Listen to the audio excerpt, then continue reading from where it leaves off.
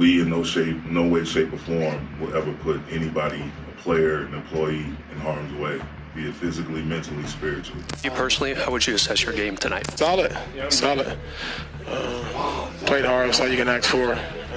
As the coach of this team, my staff and I, we're going to do what's best for our team to be as successful as we can be. I could already tell this is going to be a very long season for the Los Angeles Lakers because you're already seeing fans yelling obscenities at Russell Westbrook and disrespecting the man to his face. Now, whether or not that's justified, I'll let you guys interpret that, but I honestly think it's too early in the season to do this type of stuff. And I also don't think a man should ever be disrespected to this extent. Now, we're going to get to everything that we need to discuss because I think I've seen more than enough in the first 2 games of the regular season to at least see where this season is going to end up going. Before we get to the content, make sure you drop a like, subscribe, and turn on our notifications to help the channel grow. Now that we get all of that out of the way, cue the intro.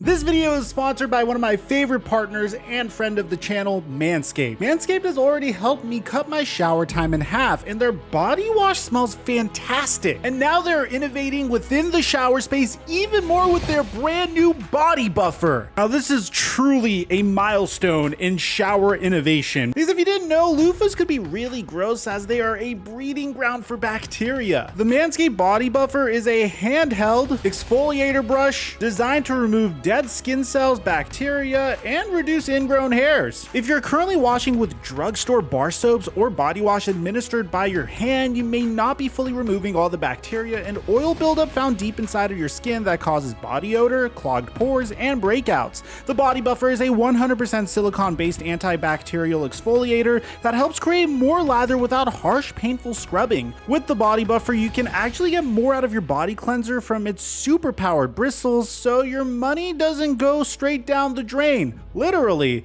And bro, I gotta admit, this bad boy is so smooth. I mean, like, I'm not even taking a shower right now and I can't like help but like scratch my thumb against it. Now, if you opt into the Buff Bundle by Manscaped, you actually get 2 bottles of Manscaped's ultra premium body wash included in your package. And right now, when you use my promo code FLIGHT, you'll get 20% off of your order at Manscaped. That's promo code FLIGHT for 20% off of your order at Manscaped. And thank you, Manscaped, for the sponsorship. Mike check 1212. What's going on, everybody? I'm gonna say something that's really frustrating about the Lakers this year. They were really close to defeating the Los Angeles Clippers. If they were to do that, it would have been a monumental achievement because I think the Los Angeles Clippers are without a doubt a top 3 team in the Western Conference. Hell, you could even make an argument that they're a top 2 team in the Western Conference. And this is coming from a Laker fan, man. The Clippers are like the arch rivals of the Lakers, and I'm admitting this to you guys wholeheartedly. They have the perfect combination of two-way stars like Paul George and Kawhi Leonard, even though Kawhi Leonard came off of the bench sparingly last night and he wasn't a complete bitch about it. Do you think having to change your routine and stuff like that could have played any role in feeling something a little different? Absolutely. But on top of that, man, they really built this team the right way. They invested their money properly. They have everything from a traditional center in Ivica Zubac to additional 2-way role players like Norman Powell, a 3-point shooter in Luke Kennard, Marcus Morris, and Robert Covington coming off of the bench. They're well coached by Tyronn Lue. If the Lakers were able to defeat this team, I would have a little bit more confidence in our season. And what's really disappointing is the fact that the Lakers offense is fine. They are generating those open looks that they are hoping for. The problem is that they don't necessarily have the personnel to knock down those wide open 3-point jump shots. And look, man, analytics and statistics exist for a reason. If you're gonna consistently have a career 30% 3-point shooter shoot wide open 3-pointers, then it's safe to assume he's going to make significantly less less than a 35% three-point shooter. You didn't need me to tell you that. It's really simple math. It's elementary math. You don't need an advanced calculus course to know this very simple concept. Unfortunately for the Lakers, this is how they're choosing to play. They currently are boasting their worst three-point percentage in the franchise's entire history. Now, it's been 2 games, I know, but I don't really see how this is going to improve. I mean, barring some crazy turnaround where a player really developed their jump shot in the offseason that I haven't seen play so far, I don't see how the Lakers are going to improve in this aspect. They're currently 19 of 85 from three-point range in their first 2 games. And what's frustrating is this is the one thing that is holding the Los Angeles Lakers back. The fact that they are not able to convert from the perimeter, which limits LeBron James and Anthony Davis and Russell Westbrook in that regard. Now, it's not all bad. The fact that the Lakers were that close in the game versus the Los Angeles Clippers, despite them being absolutely anemic from the perimeter, just goes to show how that's the only thing that's really holding this team back. They just need shooting, and they're in the thick of things. You could even call them contenders if they had three-point shooting. Problem is, how do they go ahead and get three-point shooting? Bear in mind, this is a team that was competing with the Clippers despite seeing meme-worthy statistics from Kendrick Nunn, Patrick Beverley, and Russell Westbrook. As a matter of fact, they combined for 1 of 25 from the field, which is insane if you think about it. I personally liked Kendrick Nunn's play from the first game, and I give props to Russell Westbrook. He's had 5 steals last night, so he really committed himself to the defensive role. Now, regardless, that isn't stopping the media and I guess Lakers fans from giving us some meme-worthy moments. From this fan literally saying to Russell Westbrook's face that you fucking suck, which resulted in Russell Westbrook coming back and saying, hey, say that to my face. And the depressing part is that the fan actually said it to his face. The entire Liverpool organization, thank you so much for coming out this evening. Please drive carefully.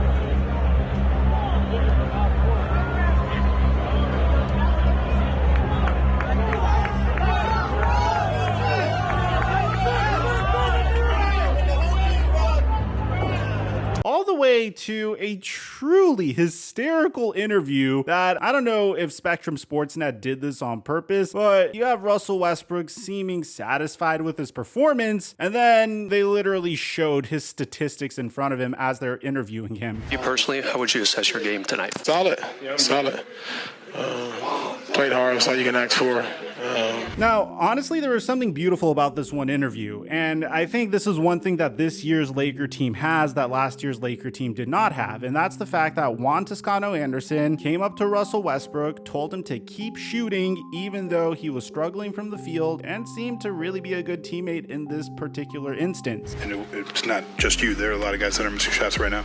Are you seeing the misses affect confidence? Are they affecting your confidence at all? No, because he keep telling me to shoot. I missed a few shots. I appreciate that. On the set, for real. It seems like this team has each other's backs, and maybe when Dennis Schroeder returns, things will turn up for the better. But for the most part, man, I'm expecting more of the same for this entire season. I don't really expect the Lakers to magically become good at shooting threes. This is the team that they decided to construct in the offseason. Like I said, this is the bed that they made for themselves, and now they have to sleep in it. LeBron James and Anthony Davis wanted them to trade for Russell Westbrook 1 year ago. Russell Westbrook was on a 2-year Supermax contract. He's on the final year of his contract, and obviously he wasn't going to opt out of $47 million.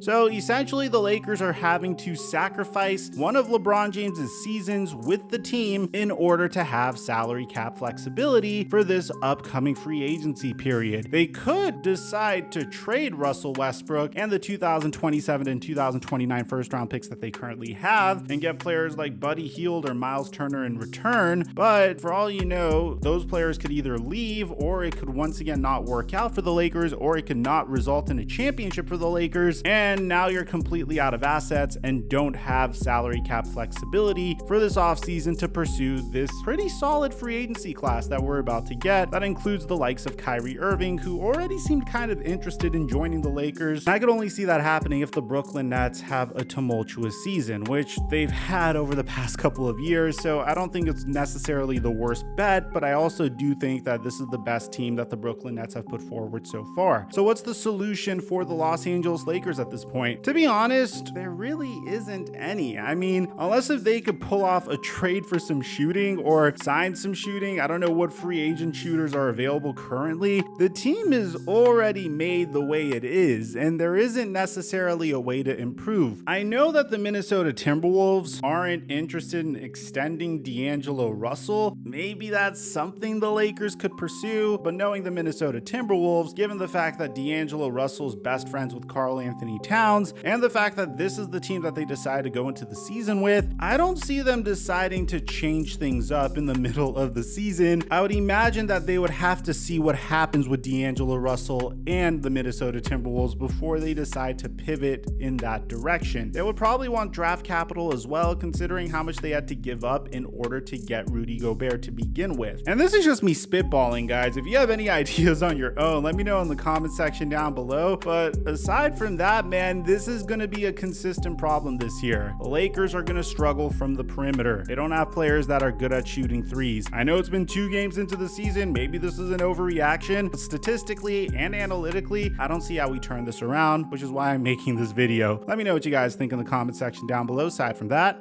I'm your boy Mike, and I'm dropping our mic until our next upload.